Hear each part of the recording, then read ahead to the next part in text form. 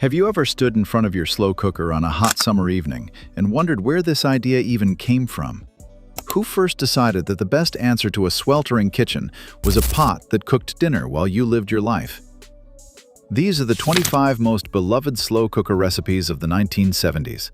The dishes that actually lived in those kitchens, that actually appeared in those cookbooks, that actually fed those families through a decade of rising prices and busy days and hot summer evenings when nobody wanted to be near a stove. Let's begin the countdown. If these recipes remind you of someone or of a kitchen that meant the world to you once, this channel exists to keep those memories alive. Subscribe and come back every week. There is always another forgotten meal worth remembering. Chili con carne. If the 1970s slow cooker had a signature dish, this was it. Chili appeared in the very first rival crock-pot cookbook, published in 1971, and it never left. It became the recipe that sold the appliance, that convinced skeptical husbands and curious neighbors that this orange ceramic pot on the counter was not a gimmick, but a genuine addition to the kitchen. The logic was irresistible. Chili was always better after a long simmer. On the stovetop, that meant standing over it, stirring it, adjusting it, watching the bottom to make sure it did not scorch. In the slow cooker, it meant browning the beef and onion in the morning, adding the beans and tomatoes and chili powder, setting the lid, and walking away until the smell brought everyone to the kitchen on its own. What came out after 8 hours was richer and deeper than anything a 2-hour stovetop version could produce. The spices had time to bloom and mellow. The beef had broken down into the sauce. The beans had absorbed everything around them and become part of something unified. Served in heavy bowls with cornbread on the side, it was the meal that made the slow cooker a permanent fixture in the American kitchen. Nobody ever made just enough for one night. Pot roast with onion soup. This recipe was so simple it almost seemed like it could not work, and yet it worked so reliably and so consistently that it became the most recognizable slow cooker dish of the entire decade. A chuck roast, a packet of Lipton onion soup mix, and a cup of water. That was it. 3 ingredients and 8 hours, and dinner was ready. The onion soup mix was the quiet genius of it. The dried onions softened over the long cook and became sweet and almost caramelized. The salt and the seasonings in the packet penetrated the meat slowly, and the result was a pot roast that was seasoned all the way through rather than just on the surface. The gravy that formed at the bottom of the crock needed nothing added to it. It was already rich and dark and deeply flavored from the beef drippings and the dissolved soup mix. And when she poured it over the sliced roast and the potatoes she had added in the final hours, it covered everything in a gloss that made the whole plate look like it had taken the afternoon to prepare. It had taken 11 minutes in the morning. That gap between effort and result was what the 1970s slow cooker promised, and this recipe delivered it more consistently than any other. On a hot July evening, nobody mentioned the heat. Beef Burgundy. This was the recipe that gave the slow cooker its sense of occasion. Beef Burgundy, beef braised in red wine with mushrooms and pearl onions, had always been considered a dish that required skill and time and attention. A special occasion meal from a French tradition that most American home cooks admired from a respectful distance. The slow cooker changed that calculation entirely. She browned the beef cubes and dropped them into the crock with the wine and the broth and the mushrooms and the tiny onions that had been such a nuisance to peel. And by evening, she had a dish that tasted like a restaurant and had cost her less than 20 minutes of actual work. The wine reduced slowly over the hours and concentrated into the beef, giving it a depth of flavor that no quick braise could approach. The mushrooms soaked up the wine-dark liquid and became almost meaty in their own right. The pearl onions dissolved into sweetness that balanced the richness of everything else. It smelled, when the lid came off, like something that had been tended all day by someone who knew exactly what they were doing. She had known exactly what she was doing. She just had not been standing in the kitchen doing it. Lasagna. Lasagna in a slow cooker sounds implausible until you try it. And in the 1970s, the women who tried it and told their neighbors about it created one of the quiet sensations of crock-pot cooking. It worked because the slow cooker created a moist, enclosed environment that cooked the pasta in the sauce without drying it out. And because the long cook gave the flavors time to meld in a way that a 45-minute Swiss steak. Swiss steak was one of the great thrift recipes of mid-century American cooking, and the slow cooker was the best thing that ever happened to it. The cut of beef used for Swiss steak, round steak typically, or any other tough, flat cut, was always the least expensive thing at the butcher counter, precisely because it was too tough for most cooking methods to handle gracefully. The slow cooker handled it beautifully. She pounded the steak with a meat mallet to tenderize it slightly, dredged it in flour, browned it briefly in a skillet, and layered it in the crock with canned tomatoes, onion, celery, and green pepper. The tomatoes did the work of the long braise, their acid slowly breaking down the tough muscle fibers over hours until the steak was tender enough to cut with a fork. The sauce that formed around it was thick and savory and slightly sweet from the tomatoes and peppers, and it clung to the steak in a way that made every bite carry the full flavor of the braising liquid. Served over mashed potatoes with the sauce spooned generously over everything, it was a meal that tasted expensive and cost almost nothing. That particular trick never got old. Chicken cacciatore. Chicken cacciatore came out of the southern Italian immigrant communities along the East Coast and spread through the American home kitchen so thoroughly in the post-war decades that by the 1970s it felt less like an Italian dish and more like simply an American one. The slow cooker version appeared in cookbook after cookbook because the long braise in tomatoes and wine was exactly what the appliance did best. She browned the chicken pieces first to give them color, then laid them in the crock with sliced onion, bell pepper, garlic, canned tomatoes, a pour of red wine, dried oregano, and a bay leaf. The lid went on and the whole thing cooked together for 7 or 8 hours, the chicken releasing its juices into the tomato sauce, and the sauce reducing slowly into something thick and brick red and deeply fragrant. The smell of garlic and oregano and wine-braised tomatoes is a particular kind of comfort that belongs to no single culture and everyone who has ever experienced it. It fills a kitchen with warmth that has nothing to do with temperature. When the lid came off that crock in the evening, the smell alone was enough to make the day feel like it had gone well, whatever had actually happened in it. Served over pasta, it disappeared from the table before anyone had finished a first glass of water. Hungarian goulash. Goulash came to the American slow cooker by way of the Central European immigrant communities that had brought it to the Midwest and the industrial cities of the East in the early 20th century. And by the 1970s, it had settled firmly into the mainstream. Every crock-pot cookbook of that decade included at least one version of it, because goulash was exactly the kind of dish that the slow cooker understood. She cut beef chuck into cubes and combined them in the crock with sliced onion, garlic, canned tomatoes, beef broth, and a generous measure of sweet paprika. More paprika than most recipes called for, because the long cook mellowed its intensity, and what seemed like too much in the morning was exactly right by evening. A spoonful of caraway seeds if the family liked them, a bay leaf always. After 8 hours, the beef was impossibly tender, and the broth had become a thick, deeply red sauce that smelled of paprika and slow-cooked onion in a way that was entirely its own. Served over egg noodles with a dollop of sour cream stirred through the sauce at the last moment, it was the kind of meal that made the table feel gathered. That is the only word for it. Gathered. Nobody left hungry. Nobody left quickly either. Boston baked beans.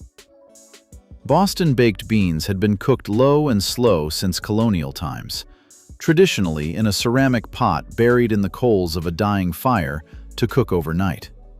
The crock pot was, in this sense, not a new idea at all. It was simply the modernized version of a technique that New England had been practicing for 3 centuries.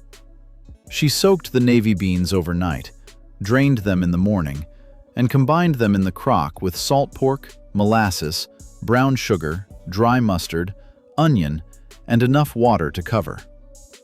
The lid went on, and the beans cooked on low all day. The molasses and the salt pork in the long hours, transforming something plain and starchy into something with genuine complexity. By evening, the beans were soft and dark and sweet-savory in a way that no canned version has ever come close to replicating. The salt pork had rendered its fat into the beans and given them a richness that sat at the back of every bite. The molasses had caramelized slightly around the beans nearest the edge of the crock and made them almost sticky. This was Saturday night supper in New England, for as long as anyone could remember, and the slow cooker simply made it possible on a Tuesday. Sloppy Joe sauce. Sloppy Joes are easy to underestimate, and that is a mistake. In the 1970s, when the slow cooker version appeared in cookbooks aimed at families with children, it solved a problem that every parent with a weeknight party or a crowd of neighborhood kids recognized immediately. How do you keep Sloppy Joe sauce hot and ready for hours without standing over it? She browned the ground beef with onion and green pepper, drained the fat, and transferred everything to the crock with ketchup, mustard, brown sugar, Worcestershire sauce, and a little vinegar to balance the sweetness. The lid went on, and the sauce held at a perfect serving temperature for as many hours as it needed to. The slow cook did something else as well. It took the sharp edges off the ketchup and mustard and let the sweetness and the savory elements find each other over time. The sauce was thicker and smoother after hours in the crock than it ever was fresh off the stovetop, and it scooped onto buns without running everywhere in the way that stovetop versions always seemed to.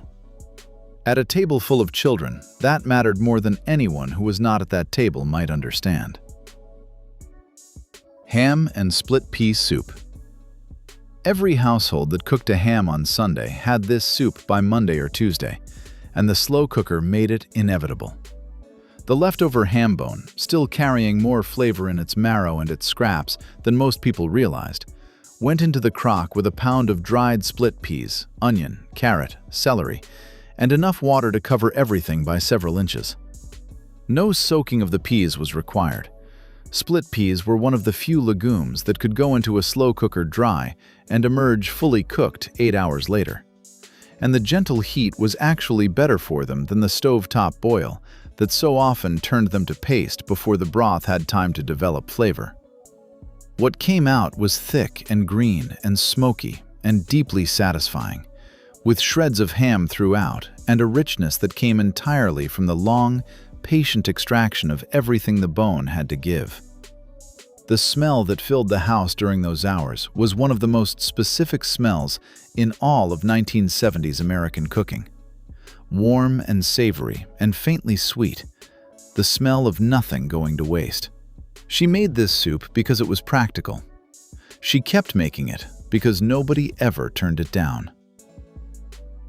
Chicken and dumplings.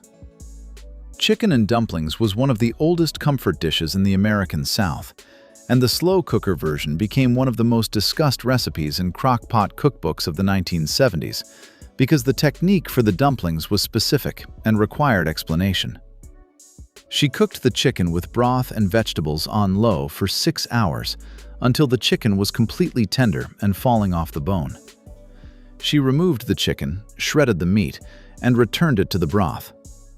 Then, with the heat turned to high and the broth bubbling gently, she dropped spoonfuls of biscuit dough across the surface, replaced the lid, and waited 30 minutes without lifting it. Lifting the lid was the one thing that could ruin the dumplings.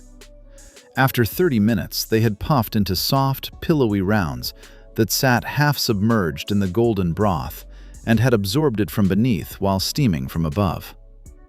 They were tender in a way that stovetop dumplings, always at risk of becoming rubbery in a rolling boil, rarely managed to achieve. The broth had become almost a gravy. The chicken was everywhere through it. On a hot summer evening, this was the meal that made people go quiet in a good way. New England clam chowder.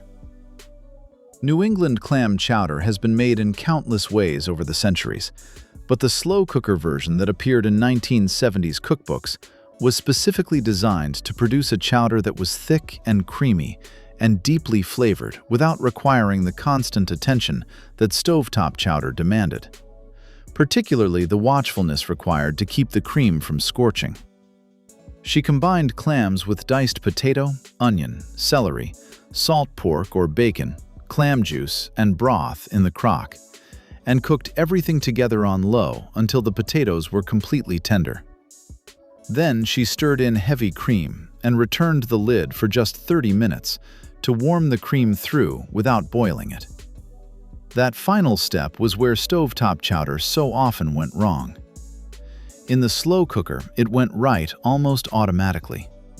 The chowder was thick from the starch that the potatoes had released into the broth, and rich from the cream and the salt pork, and briny and sweet from the clams. Served in white bowls with oyster crackers floating on the surface, it tasted like the New England coast on a summer afternoon, even when you were nowhere near the water. That is what certain foods do. They carry a place inside them. Corned beef and cabbage. Corned beef and cabbage has belonged to the Irish-American table for so long that most families with Irish roots have a version of it, attached to a memory so specific they can name the pot it was cooked in and the table it was served on. The slow cooker version became the standard by the middle of the 1970s because it produced a corned beef that was more consistently tender than the stovetop version and required far less monitoring. She placed the corned beef brisket fat side up in the crock, added the spice packet that came with it, poured over enough water to cover the meat by an inch, and cooked it on low for 8 hours. In the final 2 hours, she added the cabbage wedges and potatoes and carrots, giving them just enough time to cook through without turning to mush. The corned beef that emerged was pink all the way through and fell apart in long, tender shreds when pressed with a fork. The cabbage had soaked up the brine from the cooking liquid and become sweet and silky. The potatoes had absorbed the same brine and tasted of it in the best possible way. She served it with mustard and bread, and everyone ate more than they planned to. Beef stew with red wine. Beef stew had existed in American cooking for generations before the slow cooker, but the 1970s version had something earlier versions did not: red wine. The slow cooker cookbooks of that decade reflected a growing confidence in American home cooking, a willingness to add wine to the pot that would have seemed slightly pretentious to an earlier generation, and had become, by 1973, simply good sense. She browned the beef, deglazed the skillet with a pour of red wine, and let it sizzle and reduce. Then added everything: the wine, the beef, the potatoes, the carrots, the onion, the tomatoes, the broth, to the crock, and set it to low. The wine cooked into the stew slowly over 8 hours, and lost its alcoholic sharpness while keeping its depth, and what remained at the end was a gravy that was darker and richer than any water-based stew could produce. The beef was falling apart. The vegetables had soaked up the wine-dark broth and tasted of it in a way that was entirely their own. The kitchen smelled like a French country restaurant, and not at all like a summer evening in Ohio or Kansas, or wherever that kitchen happened to be. That was the particular gift of this recipe. For a few hours every evening, you were somewhere else entirely. Chicken in wine sauce. Chicken in wine sauce was the slow cooker's answer to the dinner party, and in the 1970s it appeared on more entertaining tables than perhaps any other slow cooker recipe. Better Homes and Gardens featured it. Church cookbooks reprinted it. Neighborhood recipe swaps included it. It was the dish you made when company was coming, and you did not want to be in the kitchen when they arrived. She browned the chicken pieces and placed them in the crock with sliced mushrooms, pearl onions, garlic, dried thyme, a bay leaf, chicken broth, and a generous half-cup of dry white wine. The lid went on in the morning, and by the time the guests arrived at 7 o'clock, the house smelled like the kind of cooking that took all day, even though she had barely spent 20 minutes on it. The wine had cooked down with the chicken broth into a sauce that was light and flavorful, and had a slight acidity that cut through the richness of the chicken in just the right way. The mushrooms were deeply savory. The pearl onions had become sweet and almost translucent. Served over rice or with crusty bread, it looked like a restaurant meal, and felt like one too. Nobody guessed it had cooked itself. She did not volunteer the information. Pork roast with apples and onions. Pork and apples had been paired in American cooking since the earliest settlements, and the combination made particular sense in the slow cooker, where the long cook gave the apples time to collapse into the braising liquid and sweeten it from within. The 1970s versions of this recipe often appeared in the fall sections of crock-pot cookbooks, but the slow cooker made it a year-round possibility. She placed a pork shoulder or a bone-in pork loin in the crock and tucked sliced apples and onions in around and beneath it, adding a little cider or apple juice and a pinch of dried sage. The apples broke down completely over the hours and disappeared into the liquid, leaving their sweetness and their soft apple flavor behind without any identifiable pieces remaining. The pork roast absorbed this apple-sweetened braising liquid, and the result was a meat that was more tender and more subtly flavored than any roasted version could be. The onions had caramelized in the slow heat and become almost jammy. The gravy needed nothing added to it. The apples had already done the finishing. She made this in July because the slow cooker did not heat the kitchen the way the oven did, and because some things taste like autumn, even in summer. Chicken noodle soup. There are people who would say that slow cooker chicken noodle soup is the most comforting thing a kitchen can produce. And the 1970s home cook would not have argued with them. She made it with a whole chicken, or with the carcass of a roasted chicken from the night before, or with thighs and drumsticks when a whole chicken was more than the budget would allow. Everything went into the crock at once. The chicken, the carrots, the celery, the onion, the garlic, the bay leaves, the thyme, the salt and pepper, and enough water to cover generously. 8 hours on low, and the broth had become golden and complex and deeply flavored in a way that a short-simmered stock simply could not replicate. She fished out the chicken and shredded the meat, discarded the bones and the spent vegetables, and returned the meat to the broth with fresh carrots and celery and cooked egg noodles. The soup that resulted was the kind that people ask for when they are sick, and the kind that people remember when they are not. The broth was clear and gold, and it tasted like it knew something about making things better. The noodles were soft, and the chicken was shredded into pieces that fell apart at the touch of a spoon. Some recipes do not need to be improved. They only need to be remembered. Bean and bacon soup. The bean and bacon soup of the 1970s slow cooker was the working week's answer to a question nobody was actually asking out loud, which was how to make something genuinely nourishing and deeply satisfying from ingredients that cost almost nothing and required almost no effort to assemble. Dried navy beans, a few strips of thick-cut bacon or a ham hock, onion, carrot, celery, a bay leaf, salt and pepper, and water. That was the whole list. She combined them in the crock in the morning and went about her day, and when she came home in the evening, the beans had broken down and thickened the broth from the inside, and the bacon had given everything it had to give. The soup was thick enough to coat the back of a spoon, and dark enough from the bacon to look richer than its ingredients suggested it had any right to be. She served it with white bread or cornbread, and sometimes with a splash of cider vinegar stirred in at the table, and the acid brightened the whole bowl in a way that seemed out of proportion to such a small addition. In a decade when food prices climbed every year, this soup fed 4 people on under $1, and felt like abundance. Chicken tortilla soup. Chicken tortilla soup arrived in American slow cooker cookbooks toward the end of the 1970s, as Tex-Mex cooking was beginning its long expansion from the Southwest into the national mainstream. It was one of the first recipes in most crock-pot collections to include jalapeno peppers and cumin as central flavoring ingredients rather than exotic additions, and it announced a shift in American palates that the decade was only beginning to register. She combined chicken breasts or thighs with canned tomatoes, chicken broth, black beans, corn, onion, garlic, cumin, chili powder, and a jalapeno with the seeds left in for those who wanted the heat.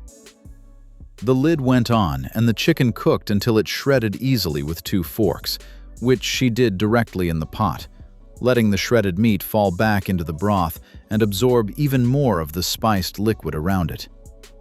Served in deep bowls with crushed tortilla chips on top, a spoonful of sour cream and sliced avocado, it looked like something from a restaurant that had not existed in most American cities yet. The broth was rich and slightly smoky from the cumin and the chili powder, warm without being overwhelming, and the chicken carried every bit of flavor from those long hours in the pot. This soup knew where American cooking was going before most American cooking did.